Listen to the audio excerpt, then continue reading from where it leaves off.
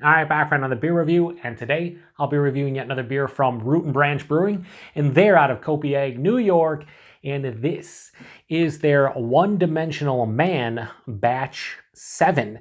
So this is a multi-oat / wheat double IPA brewed with American and German hops. It comes in at 8% alcohol by volume. No IBUs listed. Time of review.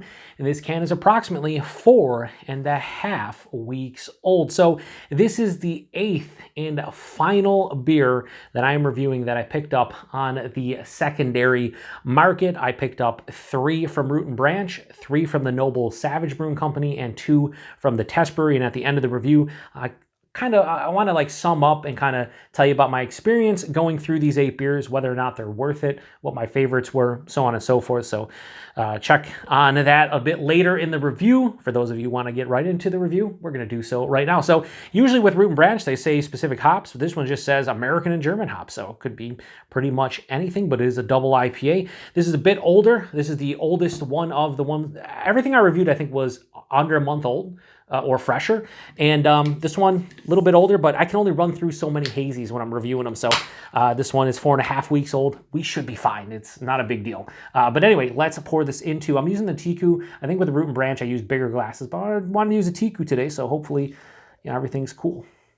And here we go with a crazy head. Could be partly my pouring, maybe it's not my pouring, I don't know. I had this happen recently on a Feiden's beer, their Orchid, where I wanted to do an aggressive pour, and this has ended up happening exactly like this. So I need to kind of slow my roll, I think, with some of these. So how did this pour out? Well, poorly. But the base of that, which you can barely see right now, has that beautiful murky honey orange color. No doubt. Deeper, like a deeper orange color. 3 fingers, almost 4 fingers of this super tightly compacted, bubbled head that is I want to say that's just straight on white. And it looks infinitely creamy. Hold it up to the light. There is no light getting through that whatsoever.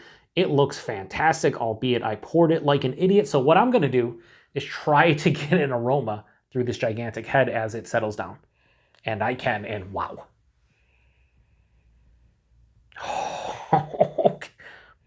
Smells like there might be a little hop burn. 4.5 weeks old, might be a little hop burn.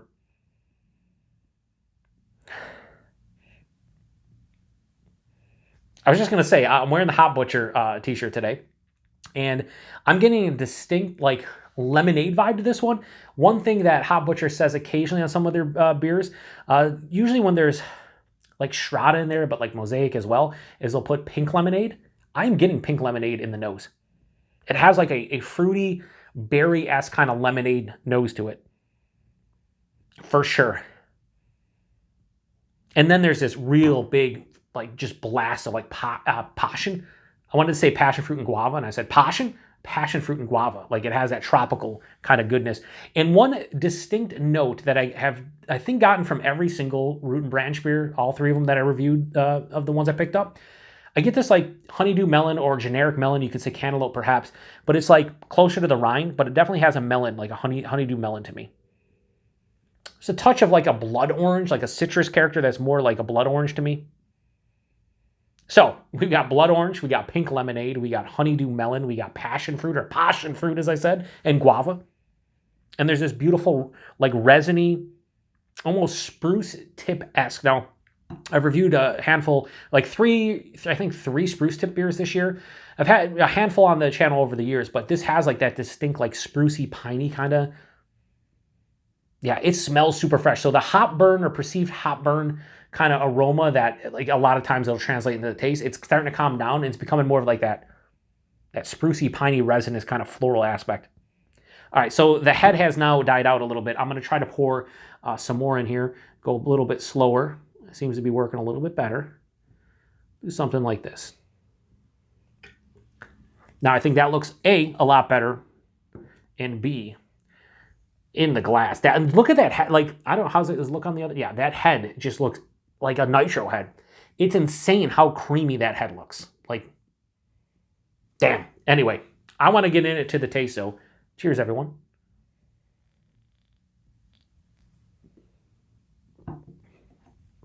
Definite. I'm glad I said pink lemonade.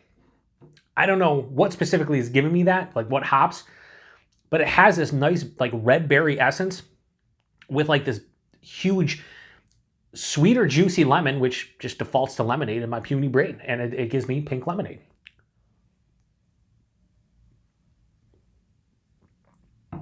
Or if you go to a restaurant and they're like, hey, you want strawberry lemonade or raspberry lemonade? Yeah, something like that. This is delicious. And I'll say, and I'll sum it up at the end, but I think the winner of, these 8 beers, 3 from them, 3 from Noble Savage, and 2 from Test, I think Root Branch is the winner. Like, I think they are of the 3. Noble Savage was the most unique, and I think Root Branch has been the best, hands down, of all 3 beers. The quality is definitely noticeable. It looks like a lemon meringue, like whipped head, like that. Look at that head. It looks crazy with the glass lacing. Anyway, one more sip. Body mouthfeel, fantastic from Root Branch beers. This is full body for an 8% double IPA, probably like medium full body. The mouthfeel, it's soft, it's smooth, it's creamy. It's exactly what I want when I want a hazy that's 8%. Like it has it. It's mild carbonation. It's not like undercarbed to the point where like it's flat, but it doesn't have like a big vibrancy to it. It's more smooth and soft. But yeah, fantastic body mouthfeel.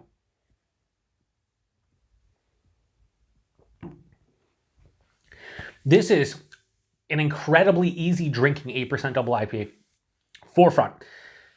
Front to back, omnipresent, pink lemonade, strawberry lemonade, raspberry lemonade, 100%. I go pink lemonade because I can't specify the berry or the red part of it, but it definitely has a pink lemonade vibe, front to back. After that, I do get that blood orange, just like a blood orange juice. It morphs into a touch of a stone fruit. I wasn't getting in the nose a little bit of like a peach or a mango, but then it transitions right into passion fruit and guava for me. And then on the finish, it has this slightly dank, like rindy honeydew melon. And then I'm left with that resinous kind of spruce tip, piney, floral sensation on the finish. This finish is very dry. This is almost firmly dry with a mild to moderate bitterness. Pretty well balanced. Even though I'm saying like pink lemonade, this beer is not too sweet to begin with up front.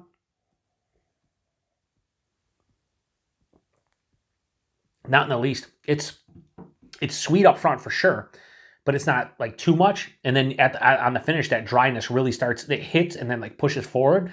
And then for me, I get a little bit of like that resinous kind of like, again, mild to moderate bitterness, but it's like a resinous pine, a spruce tip, a little bit of floral sensation, but it definitely has a hop bitterness to it that's not too big.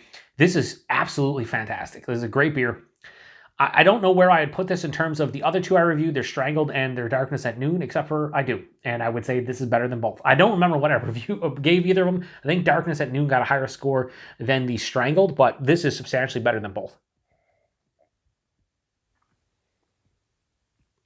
I shouldn't say substantially better.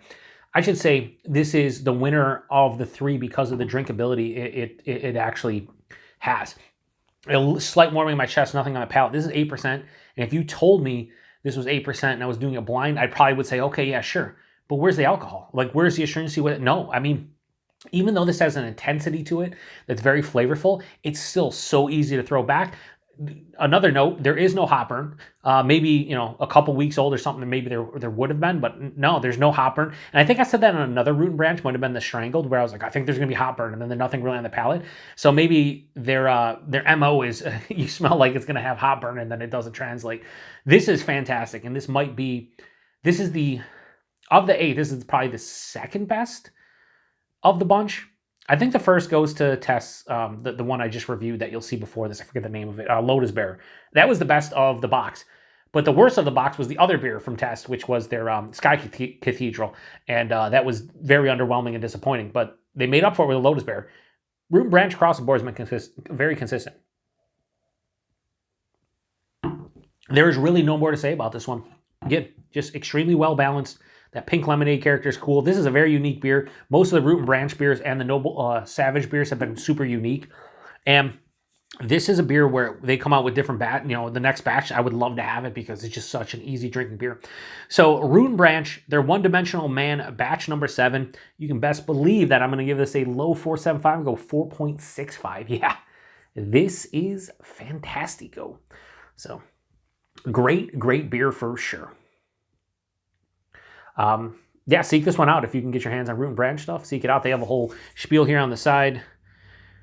I feel like they quote a lot of different books and like quotes from yesteryear. This one's from 1964. I'm not going to read it. Might be in the description box. If not, you can probably read it on their Instagram or website. But yeah, great beer. Great beer. Price point availability. Price point and availability. I tried to say that too quickly. Price point and availability, Joe. $23 4-pack on their website when they release it. Yeah, I'd pay that all day. That's the same as like I've been reviewed a couple Fidens recently, and a lot of them are $5.75 a can, same price point. Yeah, this is great. I would easily pay that again for this. And then availability, it's Root Branch. Either you have to go to the brewery or you can order them off of their website, and I think they only ship to New York State, and you have to buy an entire 4-pack of them. So if you are in New York State and you want to check out some Root Branch stuff, which I highly advise you to do so if you love hazies, check out their website. When they do releases, you can grab them, have them shipped. And outside of that, though, secondary market, trading with folks, that's how you can get your hands on them. If you've had this one before, post in the comment section whether it's this batch or the prior. And now, if you guys just want to turn off the review, that's cool. I'm going to talk a couple minutes about my experience with the secondary market and what I dip my toes back in. Was it worth it? Yes or no? So first things first, I guess the big question is, was this worth it? And I would say yes. Yeah, I would give it a resounding yes, like the name of one of the Noble Savage beers that I reviewed. It was worth it because I didn't break the bank for any of these beers. $70 for 8 beers delivered to my front door from secondary market breweries that you can't easily get locally. Like Root Branch, yeah, I can buy online, but what's the shipping going to cost? And I have to buy an entire 4-pack. So that $23 a 4-pack might turn into, let's say you buy 2 or 3 4-packs or like a case, that might turn into more $26, $27, $28, $30 4-pack. So I didn't break the bank from that aspect. Plus you can't get your hands on tested Noble Savage beers all that easily. So for just under $9 a can, it was fine, especially when breweries like Trillium, when they get distro to the Buffalo, New York area, some of their like triple IPAs are almost $9. Some of their doubles are, $7, $7.50. So not paying a substantial markup this time around for these beers. Now, if I was paying, $100 to my front door, yeah, now you're talking, $12.50 a can, probably not worth it. As a whole, though, I wanted to do this because, a lot of the shelfy haze, or even like still some of the hype breweries like your other halves, even here in the Western New York area, we got Mortalis, and some of their hazies have really started to take off. And I think every region and most cities have a good hazy producer, right? I wanted to see, are these substantially better? And if you go back to the mid 2010s, where like Treehouse and Trillium were starting to get off the ground, and a lot of the breweries, in the New England region, a lot of people harken back to that and go, well, Treehouse was better 10 years ago. Well, they were making smaller batch of beer. They had their hands on it. It wasn't a big production like Treehouse is now. I still think Treehouse beers are really good. I really do. But yeah, was it better back then? I'm sure it was. Maybe it's just our memories. So this comparatively speaking to like an other half, Root Branch, yeah, I think they're as good, if not better. Is it worth paying a markup for them? A premium? Depends on who you are, right? But I'd say as a whole, I think this was fun to do. And I'm probably going to do this again in 2025. I'll probably do it every like 5 to 6 months, maybe 2-3 times a year. I would dip my toes in the secondary market. I'm not going to pay an extreme price. Like let's say somebody had an 8-pack of cool beers I want to try. I'm not going to pay $100 or $120 delivered. That's crazy. If I can get them for $70, $80, I'd probably go $10 a can, and that includes the shipping. I think that's fun to try out some of these hype beers. A lot of you out there might be just like, there's not worth it, and I get that. I would say as a whole, from this specific 8-beer haul, Root Branch was by far the most consistent, and also I think the best as a whole. Like they were just consistently good, all 3 beers, and 2 of them were just spectacular, this one being my favorite. Test was a toss-up. The first beer, Sky Cathedral, disappointing, underwhelming. Lotus Bear, the best beer of the box, right? So that's a small sample size. Only 2 beers I've had from them. I would love to try more from them down the line. And then Noble Savage, I would give the distinction of being distinct. They have a uniqueness to their beers, that ranky dank, scallion, green onion, garlic, green pepper, bell pepper kind of vibe. I don't get that in a lot of beers anymore. So whether it's the yeast, the water treatment, the malts, whatever kind of flair that they're giving those beers, they stand out from the rest. So the uniqueness goes to Noble Savage, the consistency goes to Root Branch, and the best beer of the box goes to Test. So I think it was fun to try these all out. I got all of my beers from Heat Miser Brews on Instagram. If you want to check out some of these breweries, he does get his hands on these 3 specifically, and some other drips and drabs from time to time. Like I said, he hit me up. He was like, hey man, $70, 8 beers delivered to your house, and in like 2 or 3 days, the box was here. So it was easy dealing with him, and he also said if I want some stuff down the line, he would hook it up, and I think that's really cool. He's a nice guy, very nice guy.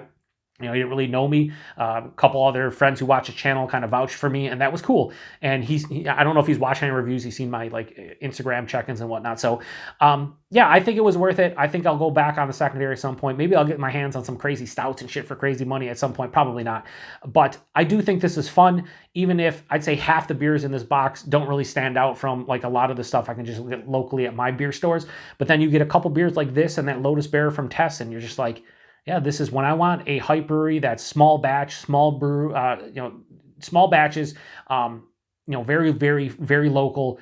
That's the type of stuff I want, something that's going to blow me away. And a beer like this is really, it's blown me away. It's blown me away. It really has. That Lotus Bear was the best of the box, but they're, all the beers outside of Sky Cathedral, I gave a 4.2 or higher. So they're clearly very good beers. It's just, it depends on if you want to pay that premium. And I would say, I probably will from time to time, but yeah. Anyway, longer review only because of the end. I don't think the review itself was too long, but it's quacking and flapping my gums at the end. So if you had any Root Branch or any of the other breweries I picked up, or buy your stuff on secondary, here's what I'll ask from you if you watch the end. Is there any hype breweries out there, haze, not haze, whether it's stouts, fruited sours, this way? Is there anything out there that you think's really good that you'd like to see me review, and you think I can get my hands on it relatively easily? Because I'm not, again, if I can pay somebody X amount of money to have it shipped to my front door, that's easy. I don't need to be doing all kinds of crazy shit.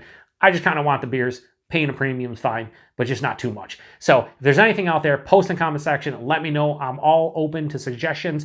Like I said, I'll probably do this once or twice a month, maybe, or once or twice a year, maybe 3 times. We'll see. All depends on if I can get my hands on some other cool shit. Anyway, shutting this one down. Check this one out if you've ever had it. Appreciate it. I think I talked about the 8%. I did. A little warm on your chest, nothing on the palate. Just a fantastic hazy. Shutting it down to the next one. Cheers. And also, I don't even know when I'm going to post this. Probably sometime in January. So, cheers.